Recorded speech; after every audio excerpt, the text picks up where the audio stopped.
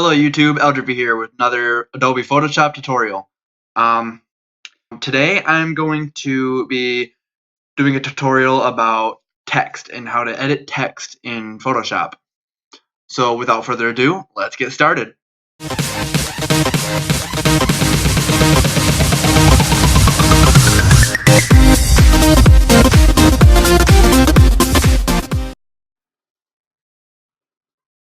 So, to edit text, first thing you want to do is press the hotkey T or click over here to start typing. Click anywhere on the screen. Here, I will go ahead and just here. Alright, so you press the hotkey T or click this to type. And then click anywhere you want to type. I'm just going to type the word text. Now, as you can see, it's very small. There's a couple things that you can do to resize this. The option that I use most often is to just hold Control, and right here in the corner you can see like a double diagonal arrow. All you really need to do is click and drag. The other way to resize it would be to have it all highlighted, go up to here and click this arrow, and you can resize this all the way up to like 72. But I don't really like using that because you can't make it as big as you'd like to make it. So I just hold Control and drag with the mouse. Now, this font may not be something that you guys want. So what you could do is just double click on it or Control A to select all. And then here is your fonts. Just click on this arrow and you could go through all of these different fonts, and let's say we want Cooper STD. STD. Anyway, I don't really like that font, so I'm going to change it. There, that works. Now, let's say Photoshop doesn't exactly have the font that you want. There is a site called Dafont.com, and I'll leave a link to that in the description. What you could do is you could search through all sorts of fonts, and you could download them and install them onto your Photoshop. I'm not going to get into how to do that in this video. I will be getting into that in my next video, so look for that. For now, we're just going to be working with the default fonts on Photoshop. So we got the text we want and we got the font that we want, but it's really bland. This isn't really something that, it doesn't pop. It doesn't look right. I mean, it's just text on a screen. So what we could actually do is we could either double click this layer that the text is on, or we could right click it and go to Blending Options. When you click Blending Options, this menu right here pops up, and you don't necessarily need to only use this for text. You could use this for all sorts of things. Like, let's say you cut out an image of yourself and took the background completely out. You could put a glow around yourself. Now, I'm not going to get into cutting out on this tutorial, but in tutorial in the near future, I will be getting into how to cut yourself out of a picture and take the background out. Anyway, when you're in this menu here, you got all sorts of options that you could do. You could change the opacity, and you can make it, see-through to where you can see the background. Or you could put a bevel or emboss, whatever this is, and you could change the depth, the size of the bevel.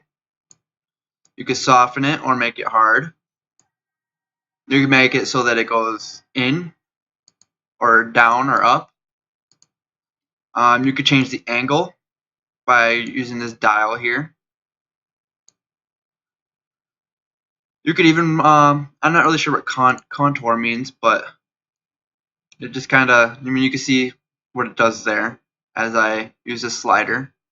One thing to take note of is this right here, this line here, as you change it, you notice it looks different. It's like this, looks like it's kind of engraved, sort of. And these are basically just a custom line. What you could actually do is, if you actually click on it rather than this arrow, you can customize this line and make it do whatever you want it to do.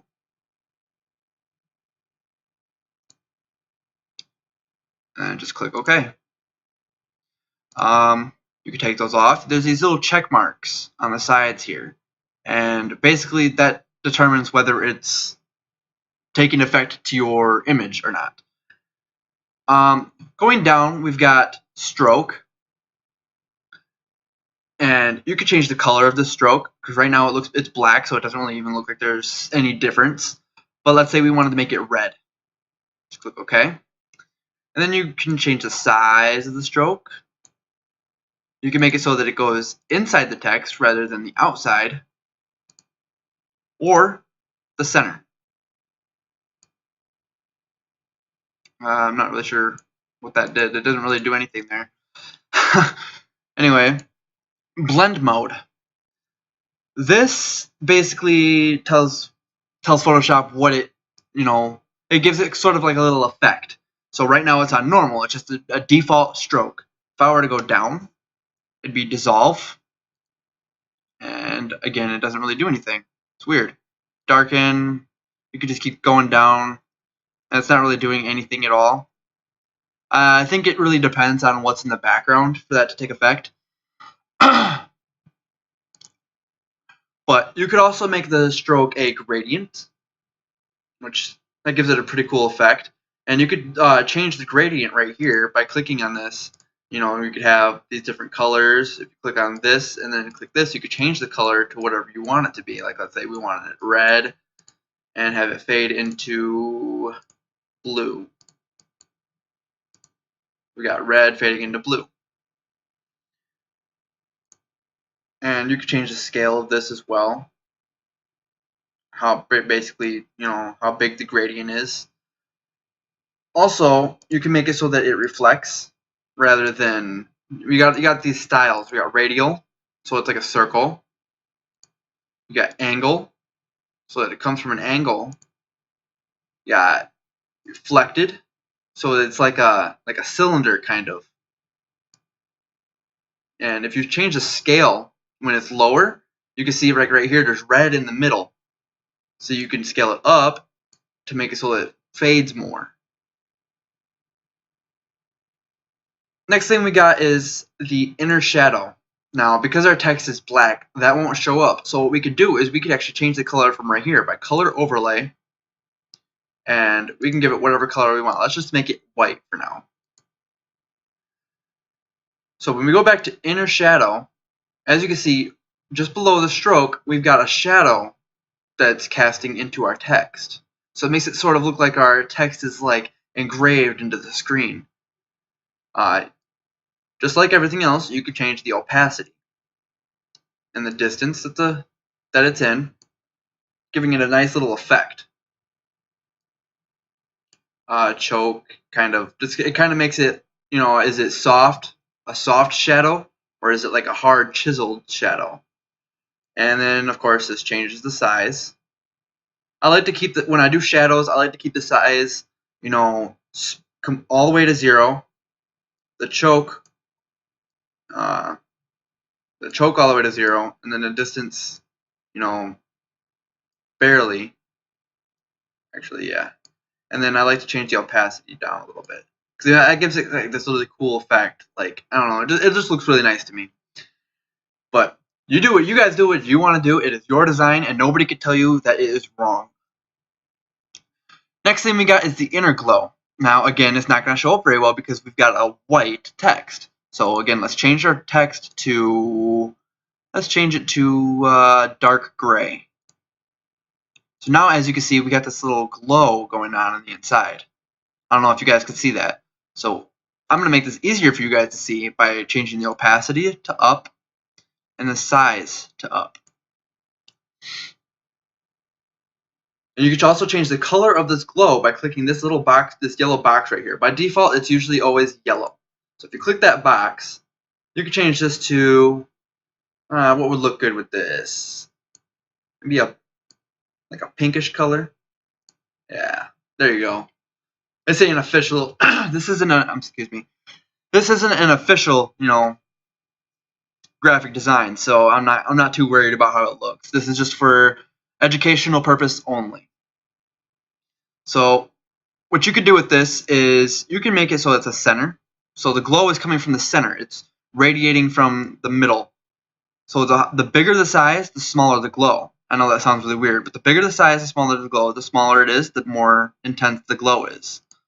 The choke it's basically what the stroke one does. It makes it whether it's more of a soft glow or a hard light, if that makes any sense.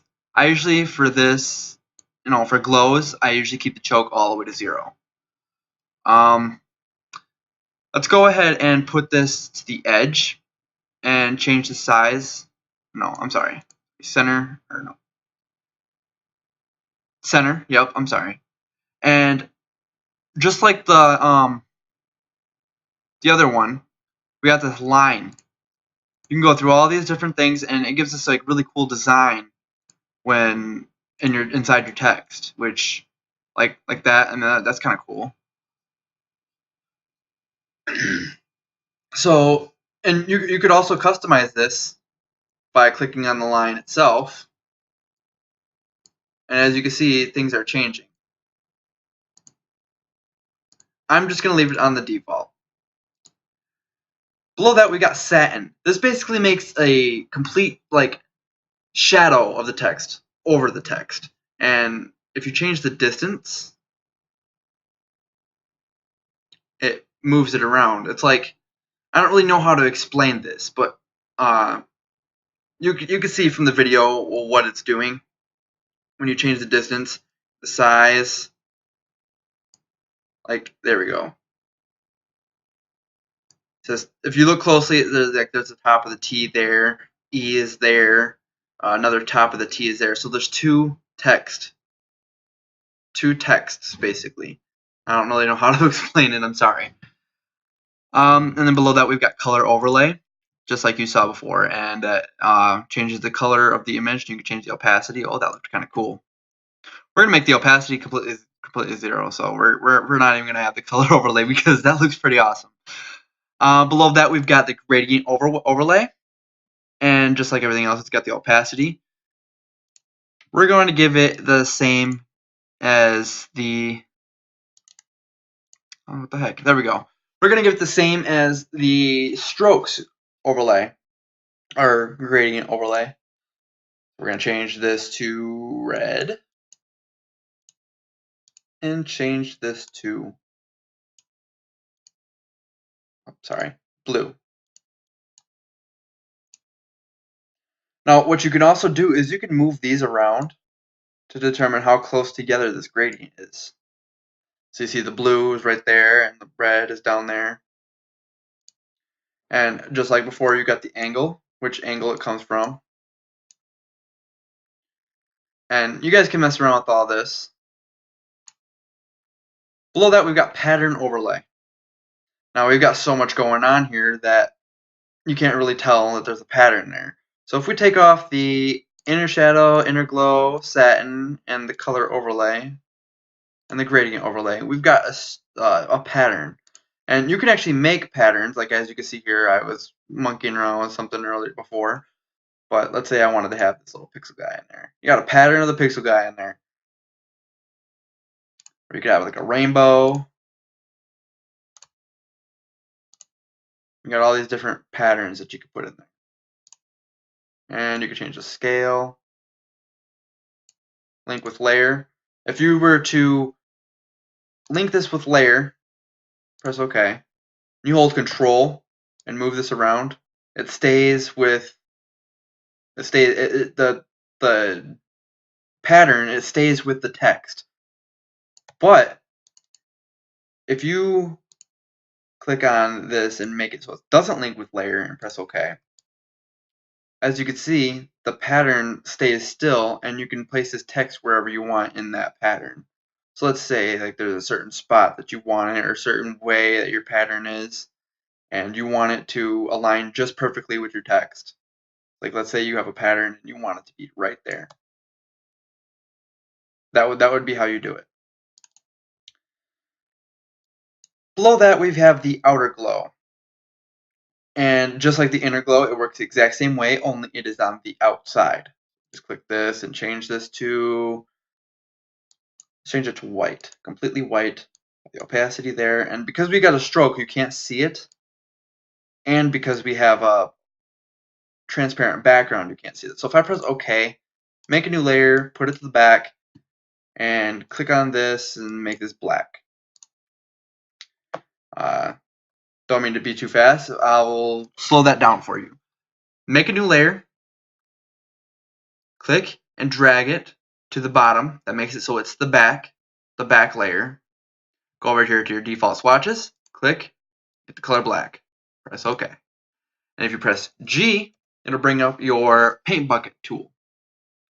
By default, I think it's gradient, so if you click and hold, see gradient, underneath gradient is paint bucket tool. And then you just click where you want colored. And as you can see, there is an outer glow on that text. And just like before, we can change how it looks with this line here. And you can get all sorts of different effects. And just like before, if you click it, you can customize the line. And then lastly, we got drop shadow. It's basically the same as when you have the inner shadow, only it's on the outside.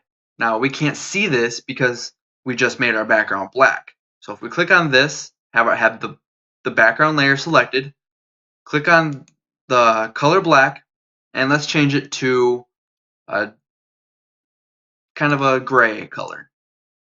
And have your paint bucket tool selected and color. Now if we go into your text and then go to drop shadow, we can change the opacity to 100%. Make the distance so we can see it. There we go. Now we can see it. It is in the back. The spread makes it hard shadow, light shadow.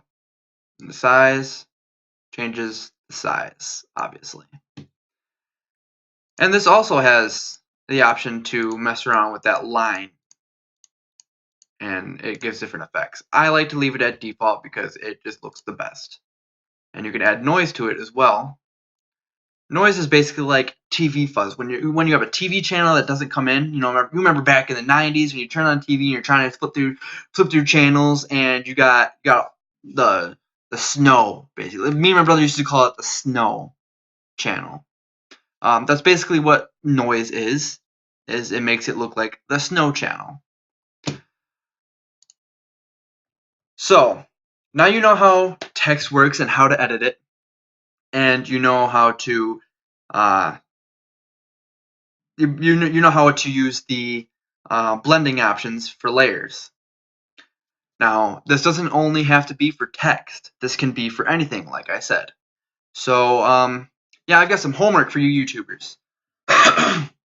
I want you to, with this video and the last video, with the knowledge you've learned from those two videos, I want you to make the craziest design that you can make by recoloring and editing text. When you do that, save it as a PNG and send it to me. I want to see what you guys can come up with. So if you like this video and you would like to see more like it, hit that like button and smash that subscribe button. Thanks for watching, guys.